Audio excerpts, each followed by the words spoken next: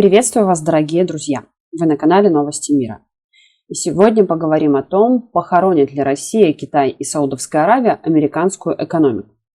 Наследник Аравийского престола и фактически правитель страны Мухаммед Ибн Салман, по всей видимости, решил пересмотреть приоритеты во внешней политике Саудовской Аравии и ищет новых союзников. А вот США, бывшие 80 лет главным стратегическим партнером Саудовской Аравии, могут быть отодвинуты на второй план. Об этом пишет британское издание. А я напоминаю вам, не забывайте высказывать свое мнение на этот счет в комментариях и оценивать видео. Интрига завязалась после телефонных переговоров Ибн Салмана с председателем КНР Си Цзиньпинем и президентом России Владимиром Путиным. По всей вероятности, Эр-Рияд размышляет о присоединении к новому российско-китайскому альянсу, и подобный шаг может изменить расстановку сил не только в регионе Персидского залива, но и на всем Ближнем Востоке. Любопытно, что наследный принц сам стал инициатором звонка в Пекин, а перед этим Саудовская Аравия отказалась наращивать добычу нефти ради снижения цен на энергоносители, хотя США об этом очень просили. Для Штатов это был ощутимый королевский пинок пониже спины, ведь они столкнулись с беспрецедентным скачком цен, вызванным санкциями против российских углеводородов. А дополнительные объемы нефти на мировом рынке как раз и позволили бы обуздать рвущиеся вверх цены. Отказ, кстати, никого не удивил. Отношения Эр-Рияда и Вашингтона во время президентства Байдена резко ухудшились. Разумеется, Штаты, вернее президент Байден, сам нарвался. У саудитов был повод крепко обидеться на своего давнего партнера. Слишком уж гневно он обвинял Эр-Рияд и наследного принца в нарушениях прав человека и убийстве журналиста Джамаля Хашогги. Помните, скандал был в Турции. Хашогги вошел в посольство Саудовской Аравии, но живым оттуда не вышел. Байден во время президентской гонки грозил сделать правителей Саудовской Аравии париями, а усевшись в президентское кресло, дал указание опубликовать засекреченный Трампом доклад разведки об обстоятельствах убийства Хашогги. В этом докладе Мухаммед Ибн Салман обвинялся в организации убийства журналиста, и в довесок США наложили санкции на лиц, причастных, по их мнению, к этому убийству.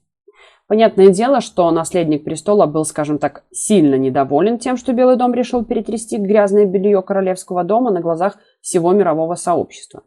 Но дело не в давних событиях, а в том, что Ибн Салман пригласил председателя Си Цзиньпиня посетить Саудовскую Аравию и пообещал ему сердечный прием. И хотя информация о том, были ли достигнуты какие-то договоренности, как и о том, принял ли китайский лидер приглашение, пока нет, но понятно, что Саудовская Аравия заинтересована в установлении с Поднебесной более тесных связей. Темы, которые наследник обсуждал с президентом России, также не афишируются. Известно только, что Владимир Путин одобрительно оценил отказ Саудовской Аравии увеличивать добычу нефти и позицию ОПЕК в этом вопросе. Но то, что этот телефонный разговор саудовского принца и российского президента был уже вторым с начала специальной военной операции на Украине, наводит на размышления о том, что Саудовская Аравия – один из несомненных региональных лидеров, дорожит дружественными и деловыми отношениями с Россией. Сейчас ни Китай, ни Саудовская Аравия не присоединились к тем санкциям, которые Запад наложил на Россию. Здесь уже есть единая позиция. Так полагает Елена Телегина, декан факультета международного энергетического бизнеса РГУ нефти и газа. В целом, Саудовская Аравия заинтересована в сохранении стабильности на нефтяном рынке. В этом оно наш союзник, это несомненно. У Китая свои интересы, он не производитель, в отличие от Саудовской Аравии и России, а потребитель. Здесь, скорее всего, важнее политические мотивы, чем поддержание высоких цен на нефть. Но эта страна один из крупнейших потребителей, поэтому он тоже играет важную роль на мировом рынке нефти. Но поскольку у участников этого предполагаемого треугольника интересы все-таки разные, сложно представить, чтобы они действовали совместно. И у меня тут возникают сомнения насчет того, возможно ли, что в рамках этого союза будет реализована идея Саудовская Аравия и другие члены ОПЕК всю добываемую нефть бросают на рынки стран, не имеющих возможности покупать российскую нефть из-за антироссийских санкций, а свои внутренние потребности закроют российской нефтью, продолжает Телегина. Все нефтеперерабатывающие заводы подстроены под определенные сорта нефти, которые закупаются. Далеко не все нефтеперерабатывающие заводы в Саудовской Аравии и других странах ОПЕК смогут вот так просто начать перерабатывать российскую нефть. Поэтому перебрасывать объемы туда-сюда – это очень странное предложение. Возможность политико-экономического союза со взаимными обязательствами и прочими между Саудовской Аравией, Китаем и Россией вызывает определенные сомнения у экспертов-страноведов. Не стоит также забывать, что у саудитов с президентами от Демократической партии США традиционно складываются напряженные отношения. Об этом напоминает аналитик Анатолий Несмеян. Достаточно вспомнить, как во время президентства Обамы Хиллари Клинтон, занимавшая пост госсекретаря США, критиковала королевство. Она ведь им арабскую весну пророчила. А в королевстве прекрасно понимали, кто стоял за этими веснами и кто их организовывал.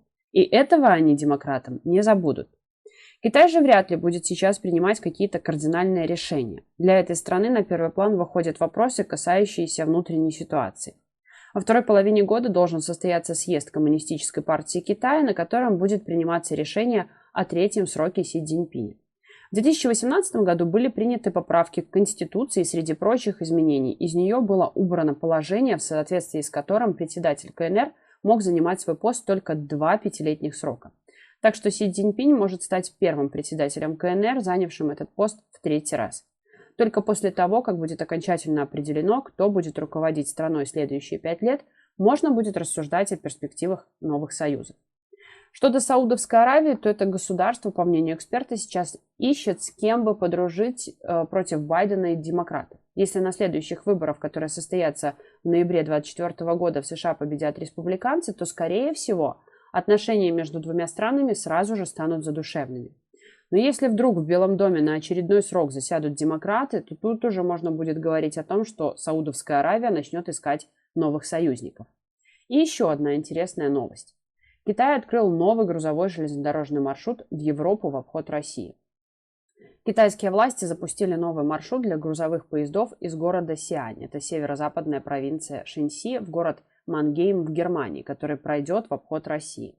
Об этом сегодня, 20 апреля, сообщает ТАСС со ссылкой на официальный сайт таможенного управления Сианя. Как информирует ресурс, маршрут представляет собой смешанные железнодорожные и морские перевозки и пройдет через Казахстан, Азербайджан, Грузию, Румынию, Венгрию, Словакию, Чехию с пересечением Каспийского и Черного морей. Общая протяженность составит 11 300 километров.